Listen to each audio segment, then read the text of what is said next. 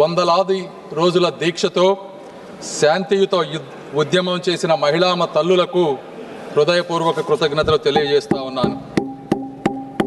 Sir, కృష్ణానది ఒడ్డున, ఆంధ్రప్రదేశ్ నడిబొడ్డున ఉత్తర దక్షిణ ప్రాంతాలకు సమాన దూరంలో 3000 సంవత్సరాల నాగరికతకు నిదర్శనం ఈ అమరావతి. శాతవాహనుల సామ్రాజ్యానికి సాక్ష్యం ఈ అమరావతి.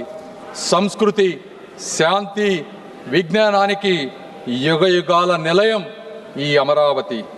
బౌద్ధ స్తూపాలు, శిల్పాలు, శాసనాలతో విరాజిల్లినటువంటి పవిత్ర భూమి ఈ అమరావతి. అలాంటి అద్భుతమైన ప్రాంతాన్ని ఒక్క రూపాయి ఖర్చు లేకుండా, ప్రపంచంలో ఎక్కడా జరగని విధంగా, ఎవరిని నొప్పించకుండా, ఎవరిని కదిలించకుండా 60 రోజులలో 29,000 రైతుల స్వచ్ఛంద భాగస్వామ్యంతో 34,000 ఎకరాల భూమిని సేకరించి అమరావతి అభివృద్ధికి అంకురార్పణ చేసినటువంటి శక్తి, వ్యక్తి, నమ్మకం మా ముఖ్యమంత్రి శ్రీ గౌరవ నారా చంద్రబాబు నాయుడు గారు. సార్, ఈ నమ్మకం ఒక్కరోజుతో వచ్చినటువంటి నమ్మకం కాదు. 40 సంవత్సరాలుగా ఒక సుదీర్ఘ రాజకీయ ప్రయాణంలో ఇటుక పేర్చుకుంటూ పొద్దున లెగిసిన దగ్గర నుంచి పండుకునే వరకు ప్రజా సంక్షేమమే పరమావధిగా తన పూర్తి జీవితాన్ని త్యాగం చేసినటువంటి ఒక వ్యక్తిపై ఉన్నటువంటి నమ్మకమే ఈ అమరావతి. సార్, ఆ వ్యక్తిని నమ్మి, రాష్ట్ర హామీని నమ్మి ప్రపంచ స్థాయి రాజధాని వస్తుందని తమ పూర్వీకుల జీవనాధారాన్ని అక్కడ రైతులు వదులుకున్నారు. సార్, 2019 ఆంధ్రప్రదేశ్ జరిగినటువంటి సార్వత్రిక ఎన్నికల్లో ఆ రోజు ఉన్నటువంటి జగన్మోహన్ రెడ్డి గారు పాదయాత్ర చేసి ఊరు తిరిగి, ఈ ప్రాంతం చిన్న ప్రాంతం, ఇక్కడ 3 రాజధానులు సరిపోవు, ఈ అమరావతిని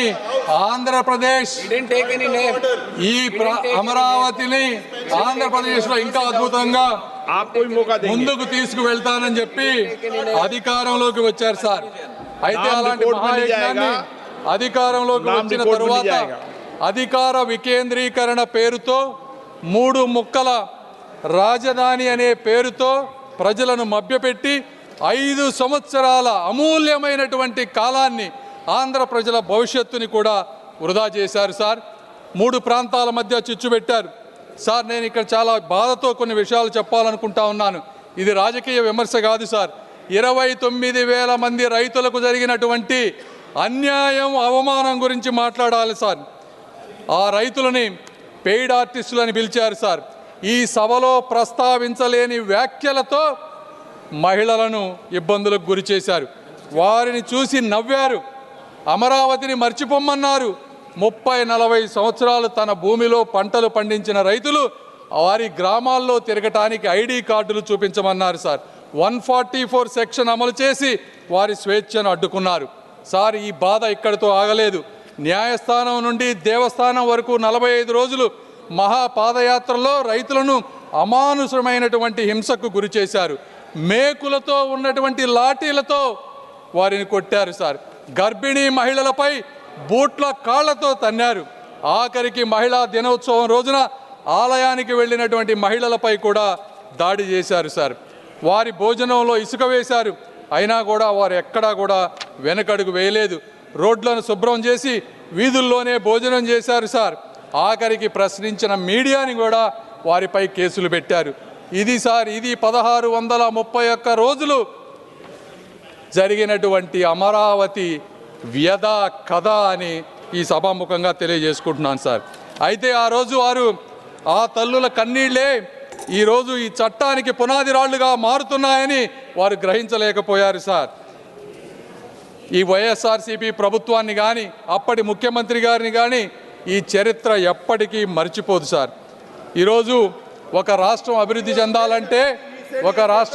చెందాలి అంటే రాజధాని అత్యంత కీలకమైన పాత్ర పోషిస్తుంది. సార్, కర్ణాటక ప్రాంతంలో బెంగళూరు అనేది 50% ఆర్థిక వాటాను, తమిళనాడులో చెన్నై 40% ఆర్థిక వాటాను, తెలంగాణలో హైదరాబాదు 55% ఆర్థిక వాటాను, అందిస్తూ కీలకమైనటువంటి పాత్ర పోషిస్తూ ఉన్నారు సార్. అదే ఆంధ్రప్రదేశ్కు మీ రాజధాని ఏది అంటే చెప్పుకోలేని అవమానంతో గత ప్రభుత్వంలో ఆంధ్రలో ప్రజలు జీవించారు సార్. ఇప్పుడు నిర్మించబోయేటువంటి అమరావతి ఆంధ్రప్రదేశ్ ఆర్థిక వ్యవస్థకు ప్రధాన కేంద్రంగా రూపుదిద్దుకొని రాష్ట్ర అభివృద్ధికి ఒక గ్రోత్ ఇంజిన్ గా కూడా మారబోతోంది సార్. సాధారణంగా అభివృద్ధి అంటే భూసేకరణ పరిహారం మాత్రమే. आप भी ध्यान रखना जो सदन के सदस्य नहीं हो तो आप पूर्व के विषय को नाम मत लो और रख दो. आप भी मत लेना, ये भी नहीं लेंगे. चलिए. సార్ కానీ ఆర్థిక వ్యవస్థలో మొట్టమొదటిసారిగా ఒక పేద రైతుని భాగస్వామ్యం చేసి ఆర్థిక అభివృద్ధిలో వారిని కూడా ముందుకు తీసుకువెళ్ళేటువంటి మార్గం ఈ అమరావతి దేశానికి చూపించింది సార్. 2014 ఆర్థిక ఆంధ్రప్రదేశ్ పునర్వ్యవస్థీకరణ చట్టం ఆ రోజు రాష్ట్రానికి ఒకే రాజధాని ఉండాలని నిర్దేశించింది సార్. అయితే ఆ సమయంలో ఆ రాజధాని ప్రాంత పేరు పేర్కొనకపోవటం వల్ల చట్టపరమైనటువంటి అనిస్థితి రాష్ట్రంలో రాజకీయ అస్థిరతకు దారితీసింది. ఈ విషయంపై హైకోర్టుకి రాజధాని రైతులు వెళ్ళినప్పుడు 2022లో ఆ రోజు ఉన్నటువంటి ఫుల్ బెంచ్ ఒక స్పష్టమైన తీర్పునిచ్చింది.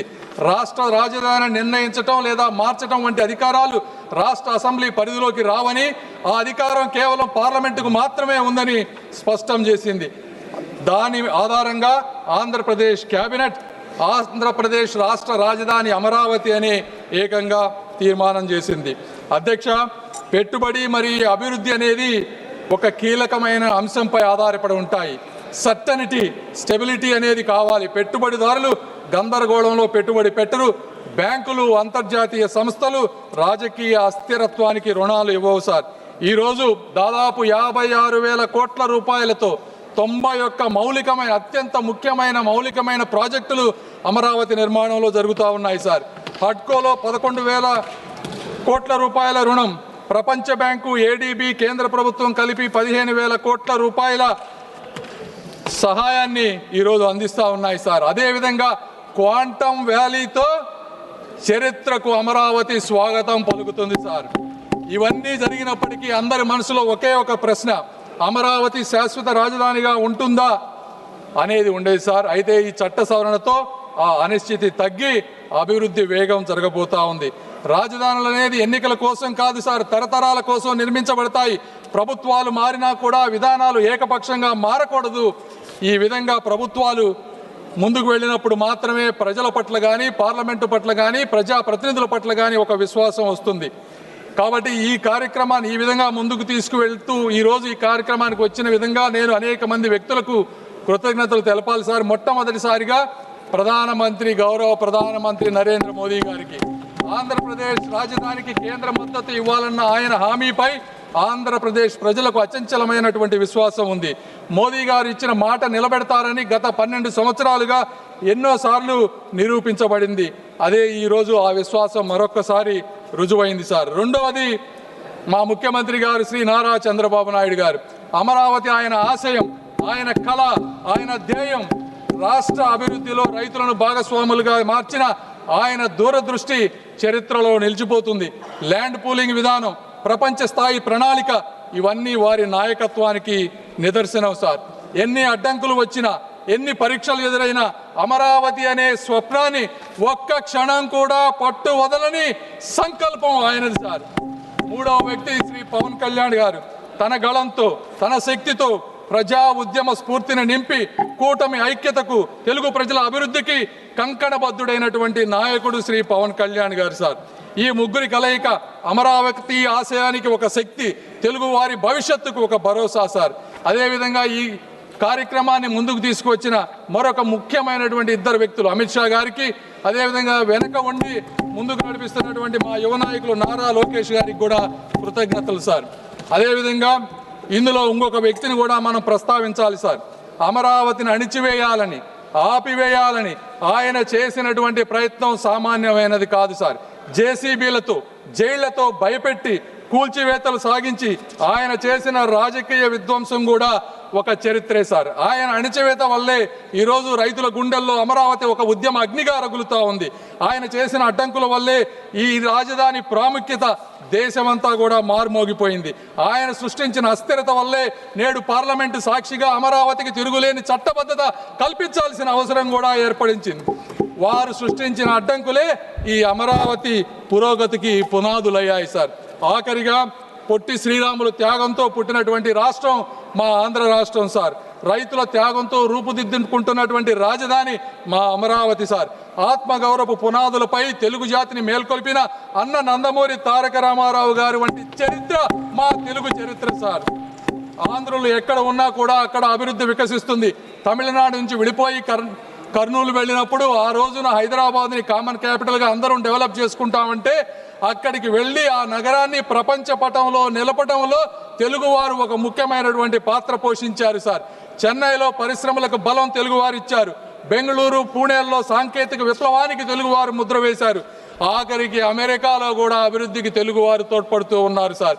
చరిత్రలో ఇదే సంకల్పం, ఇదే ఐక్యత, ఇదే ప్రగతి పదం కూడా అమరావతి నిర్మాణానికి ఒక పునాది కాబోతా ఉంది సార్.